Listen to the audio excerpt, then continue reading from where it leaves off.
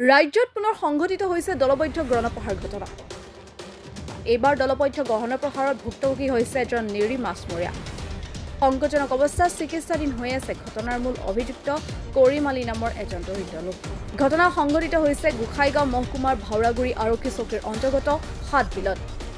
জানিব পৰা মতে বুধবাৰে ৰাতি প্ৰায় 8মান বজাত সাতবিল গৰ্জান গাঁৱৰ কৰিম আলী আৰু মিথুন নাৰ্জাৰী নামৰ দুই মাৰ্জীয়ে গুৰুফেল নদীত মাছ মাৰিবলৈ গৈছে।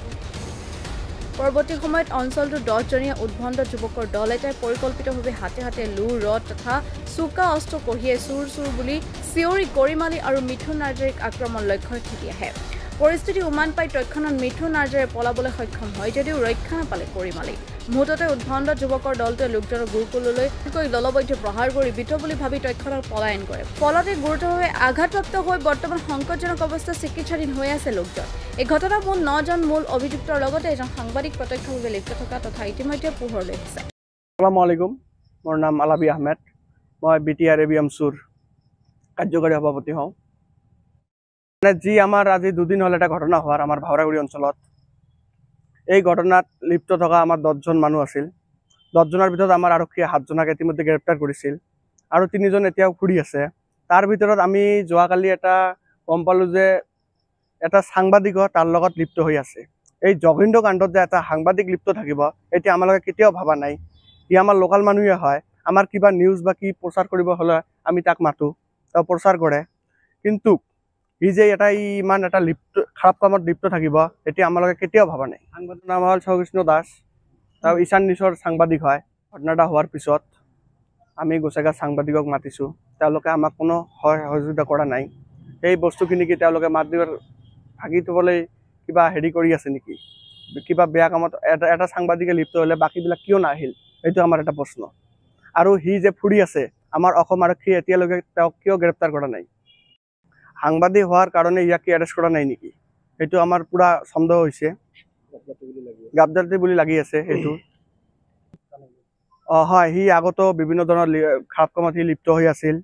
আমি অলপ গম পাইছিলোঁ তেতিয়া কাৰণে, কিন্তু এই যি ঘটনাটো হ'ল ইয়াত একদম 100% সি লিপ্ত আছিল। ইয়াৰ নামত বহুত আগতে কমপ্লেইন আছিল, ধন দাবীৰ বা কিবা খাৰাপ কামত লিপ্ত থকাৰ কাৰণে, এইবিলাক বহুতো ইয়াৰ নামত কমপ্লেইন আছে আগৰ পৰাই। আমি পুলিচক এইটো আহ্বান জনাম যে 24 ঘণ্টাৰ ভিতৰত আপুনি এই সাংবাদিকজনক এৰেষ্ট কৰিব লাগে, নহ'লে আমি গণ আন্দোলন কৰিবলৈ আমি বাধ্য হ'ম।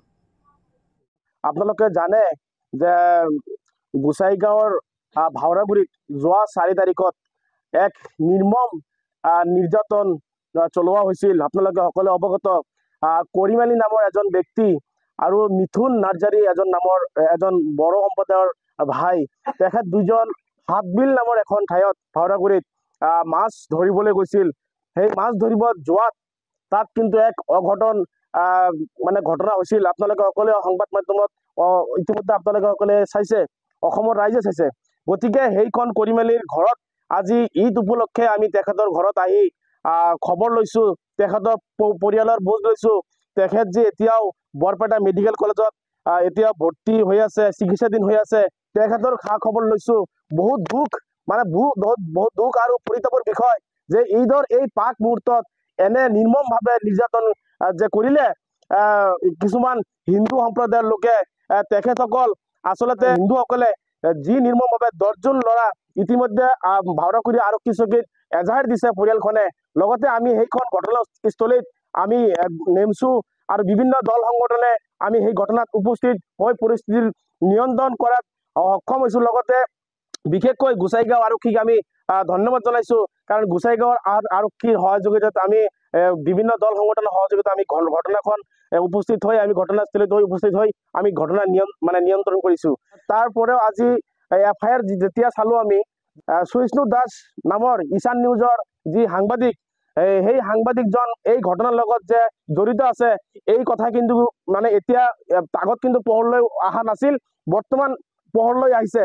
গতিকে ইতিমধ্যে গোসাইগাঁও আৰক্ষী বা ভাওৰাগুৰি আৰক্ষীয়ে 8জন কাল্পিতক গ্ৰেপ্তাৰ কৰিব সক্ষম হৈছে।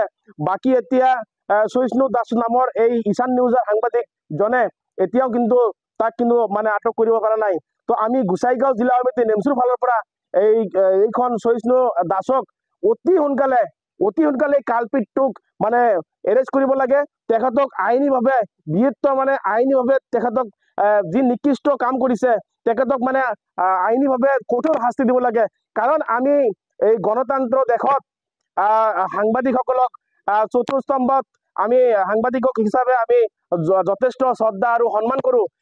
বৰ্তমান সময়ত চাইছে যে গদি মিডিয়া একফালে চলি আছে, তাৰ মাজতো যে এনে সাংবাদিকতা, এনে নিকৃষ্ট মানসিকতাৰ সাংবাদিক আজি আমাৰ এইখন সমাজত যে চিনাক্ত হৈ আছে। গতিকে তেখেতক এইখন সমাজত, এই অঞ্চলৰে এই সহিষ্ণু দাস তেখেতক এইখন আমাৰ সমাজৰ পৰা বৰ্জন কৰিব লাগে। আৰু এনে সাম্প্ৰদায়িক কৰা মন্তব্য কৰা বা সাম্প্ৰদায়িক কাম কৰা, সাম্প্ৰদায়িক সংঘৰ্ষ লগোৱা এনে নিকৃষ্ট মানসিকতাৰ সাংবাদিক আমাৰ সমাজত পৰা বৰখাস্ত কৰিব লাগে।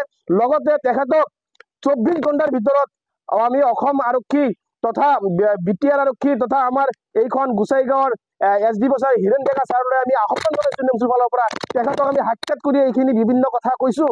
তেখেতে এতিয়ালৈকে 8জন কালপিতক গ্ৰেপ্তাৰ কৰিবলৈ সক্ষম হৈছে, আমি ধন্যবাদ জনাইছোঁ। তাৰ লগতে সহিষ্ণু দাসক ঈশান নিউজৰ এই সাংবাদিকজনক অতি সোনকালে 24 ঘণ্টাৰ ভিতৰত তেখেতক গ্ৰেপ্তাৰ কৰিব লাগে, অন্যথাই আমি কিন্তু গণতান্ত্ৰিকভাৱে আন্দোলন কৰিবলৈ বাধ্য হ'ম। কাৰণ এনে নিকৃষ্ট সাংবাদিকক আমি এই সমাজত আমি প্ৰশ্ৰয় নিদিওঁ।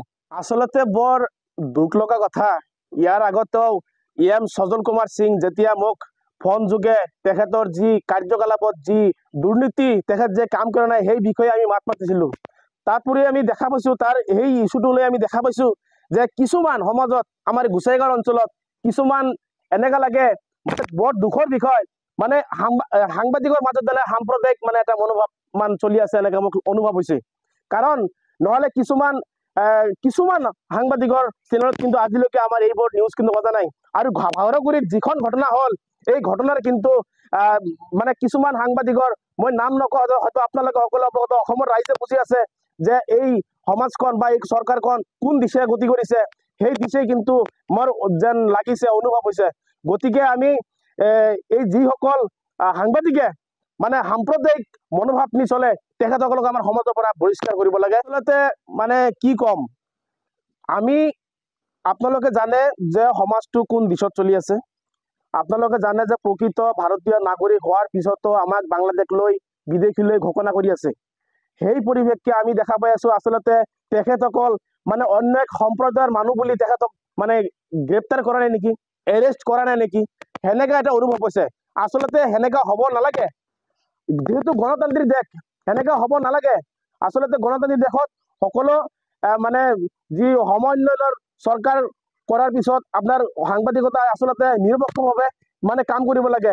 এনে যেনে আমাৰ এইটো অনুভৱ হৈছে যে আচলতে যি ঘটনা হ'ল এই ঘটনা আচলতে ইয়াৰ ৰহস্য কিবা, ইয়াৰ আঁৰত কিবা আছে নেকি, এই কথাখিনি মানে স্পষ্ট হ'ব লাগে।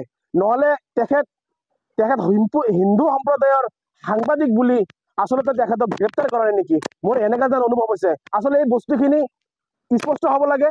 আৰু আমি অসম আৰক্ষী, গোসাইগাঁও আৰক্ষীক আমি দাবী জনাইছোঁ তেখেতক গ্ৰেপ্তাৰ কৰি দেখুৱাওক, তেতিয়াহে আমি ক'ম যে নহয় ঠিকে আছে, আমাৰ যি আচলতে আমাৰ গণতান্ত্ৰিক দেশ সেই ৰক্ষাৰ আমি যেন সেনেকা আমি দেখা পাওঁ।